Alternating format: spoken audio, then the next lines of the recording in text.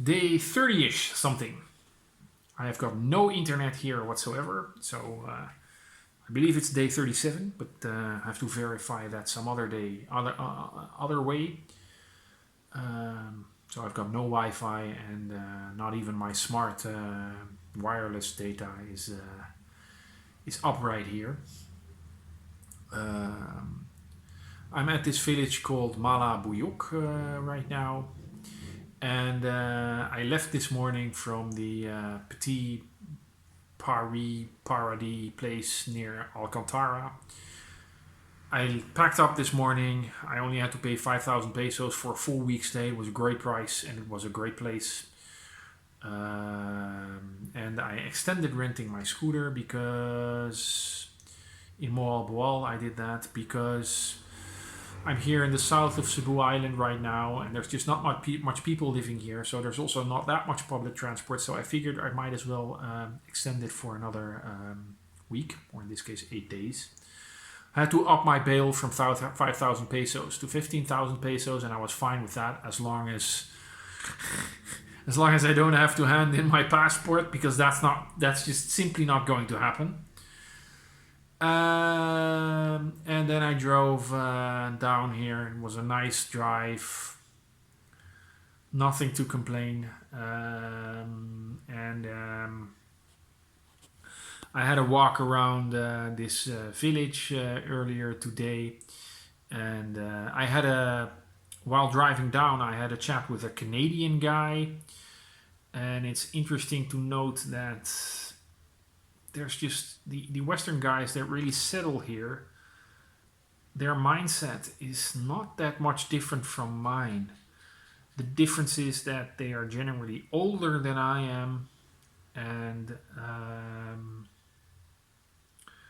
their knowledge about their desire to settle here and retire here is experience based, and mine is not. I really did my own research other ways. It's not really experience based.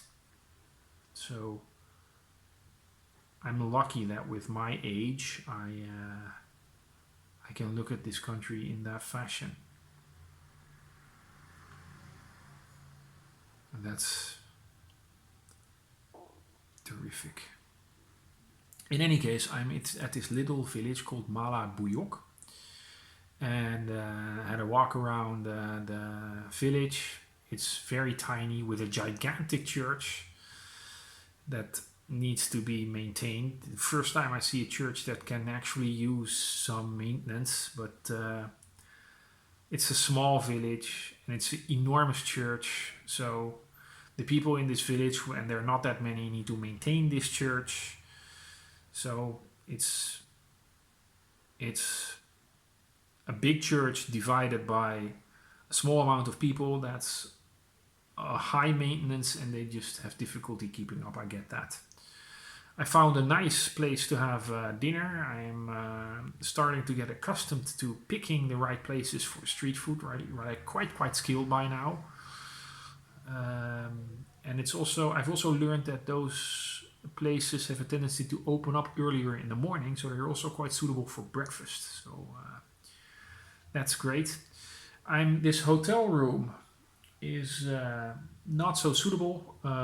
It's 1,200 pesos per night, so that's a little steep, although it is quite spacious and fairly clean, I would say. But the air conditioning isn't working. There's no toilet seat, there's no toilet paper, there's no towel, and of course no hot water. And the faucet isn't really, the shower head isn't broken, but there's some water pressure thing that is spraying really hard. So that's all not ideal, but not really terribly bad. The great advantage of this place is that it's right next to the sea, and I can walk down and have a morning swim. I intended to have an evening swim also, but it's just too dark, and I want to have some idea of where I'm stepping. So I tried that just now, and I stepped in the water, but that was about it. And I can see the stars from here. It's really nice sky. And I had my first sip of Toba with the villagers earlier this evening. The Filipinos love to see me do that, particularly for the very first time. And they kept, you want some more? You want some more? And I was like, no, no, no, no, no, no, no, no. Just a small sip. I'm fine. It's a bit like wine-ish, but softer and more gentle taste. So we'll see what tomorrow brings.